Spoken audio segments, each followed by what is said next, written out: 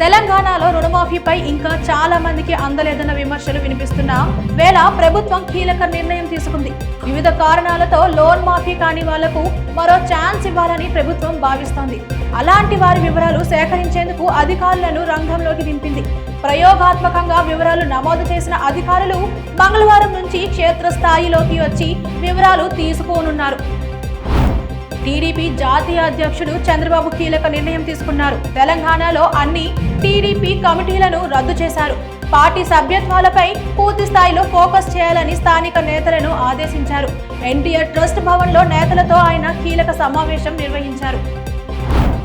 నూతన పీసీసీ అధ్యక్షుడిగా బీసీ నాయకుడే ఎంపికయ్యే అవకాశాలే ఎక్కువగా కనిపిస్తున్నాయి. రాష్ట్ర నాయకత్వం నుంచి అభిప్రాయం తీసుకున్న పార్టీ అధిష్టానం తుది నిర్ణయం తీసుకోవాల్సి ఉంది.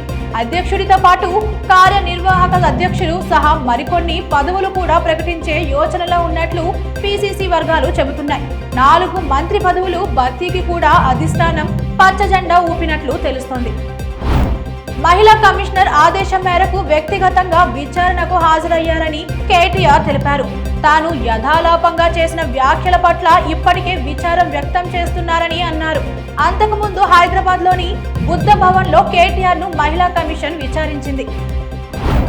అన్నం పెట్టే రైతు బాగుంటే అన్ని బాగుంటాయని, గ్రామాల పచ్చగా ఉంటే మనమంతా హాయిగా ఉంటామని ఉప ముఖ్యమంత్రి పవన్ కళ్యాణ్ అన్నారు. పరిపాలన అనుభవం ఉన్న చంద్రబాబు వద్ద నేర్చుకోవాలనే తపన తనకుందని తెలిపారు. అన్నమయ్య జిల్లా మైసూరు వారి పల్లెలో నిర్వహించిన గ్రామ సభలో పాల్గొని పవన్ ప్రసంగించారు. కోతలు గొర్రీలు పెట్టకుండా అర్హులైన రైతులందరికీ రుణమాఫీ అమలు చేయాలంటూ రాష్ట్ర వ్యాప్తంగా గులాబీ శ్రేణులు కదం తొక్కారు. పూటకో మాట మాట్లాడుతూ సీఎం రేవంత్ రెడ్డి అన్నదాతల్ని దగా చేస్తున్నారని బీఆర్ఎస్ నేతలు దుయ్యబట్టారు. రుణమాఫీ కోసం కాంగ్రెస్ నాయకుల్ని ఊరూరా నిలదీయాలని కేటీఆర్ రైతుల్ని కోరారు. సెబీ చైర్పర్సన్ అక్రమాలపై విచారణ జరపాలని సీఎం రేవంత్ రెడ్డి డిమాండ్ చేశారు. అదానీ అక్రమ ఆస్తులపై జాయింట్ పార్లమెంట్ కమిటీ వేసి విచారణ జరపాలని డిమాండ్ చేశారు. గన్ పార్క్ వద్ద జరిపిన నిరసనల్లో ముఖ్యమంత్రి, డిప్యూటీ సీఎం, మంత్రులు, ప్రజాప్రతినిధులు పాల్గొన్నారు. టాలీవుడ్ హీరో అక్కినేని నాగార్జునకు సంబంధించిన ఎన్ కన్వెన్షన్ ను కూల్చివేయడం సంచలనంగా మారింది. దీనిపై నాగార్జున స్పందిస్తూ తాను ఎలాంటి ఆక్రమణలకు పాల్పడలేదని, అన్ని అనుమతులు తీసుకునే నిర్మాణం చేపట్టానని, అయినా సరే అధికారులు ఎన్ కన్వెన్షన్ ని కూల్చివేశారని చెప్పుకొచ్చారు. అంతేకాక ఈ అంశంపై నాగార్జున హైకోర్టును ఆశ్రయించారు. దీనిపై న్యాయస్థానం మధ్యంతర ఉత్తర్వులు జారీ చేసింది. ఇక గత 3 రోజులుగా సోషల్ మీడియాలో ఎన్ కన్వెన్షన్ కు సంబంధించిన వార్తలే వైరల్ అవుతున్నాయి. వైఎస్ఆర్సీపీ పెద్దల ఖనిజ సంపదను దోచుకునేందుకు సహకరించిన మైనింగ్ ఘనుడు వెంకటరెడ్డి అవినీతి అక్రమాలపై ఏసీబీ దృష్టి పెట్టింది. ఈ మేరకు ప్రాథమిక దర్యాప్తు చేస్తోంది. నివేదిక సిద్ధమయ్యాక తదుపరి చర్యలు తీసుకోనుంది. యూనిఫైడ్ పెన్షన్ స్కీమ్ యూపీఎస్సీ పై అధికార విపక్షాల మధ్య మాటల యుద్ధం నడుస్తోంది. యూపీఎస్ లో యూ అంటే యూటర్న్ అని, ప్రభుత్వం అన్ని నిర్ణయాల్లో యూటర్న్ తీసుకుంటోందని కాంగ్రెస్ అధ్యక్షుడు మల్లికార్జున ఖర్గే విమర్శలు గుప్పించారు. దీనికి కౌంటర్ ఇచ్చిన కమలదళం ఓపీఎస్ ను అమలు చేస్తామన్న కాంగ్రెస్ ఎందుకు చేయలేదని ప్రశ్నించింది. సోమవారం దేశీయ స్టాక్ మార్కెట్లు భారీ లాభాలతో ప్రారంభమయ్యాయి. సెన్సెక్స్ 538 పాయింట్లు లాభపడి 81,614 వద్ద కొనసాగుతోంది. నిఫ్టీ 157 పాయింట్లు పెరిగి 24,980 వద్ద ట్రేడ్ అవుతుంది.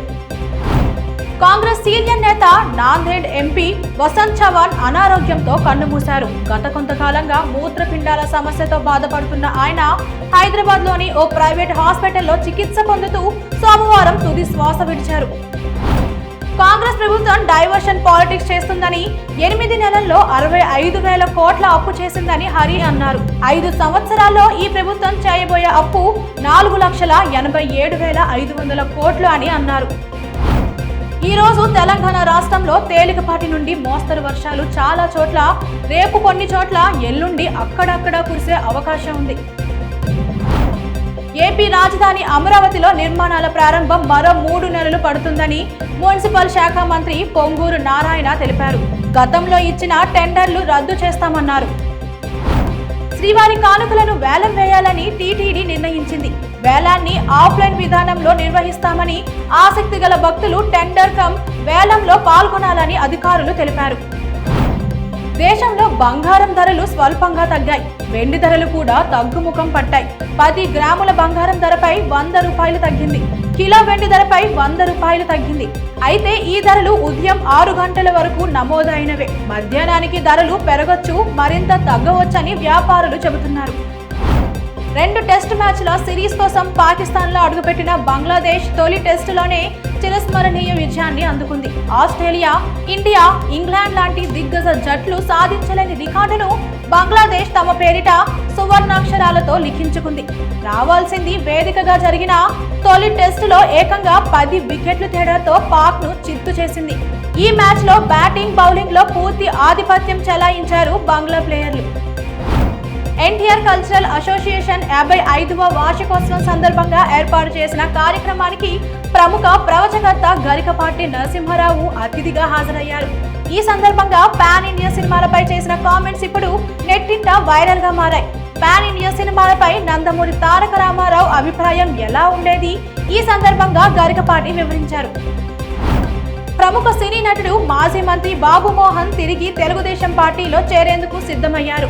ఆయన ఈ రోజు ఎన్టీఆర్ ట్రస్ట్ భవన్ కు వచ్చారు. అక్కడ తెలుగుదేశం పార్టీ జాతీయ అధ్యక్షుడు చంద్రబాబు నాయుడును కలిశారు.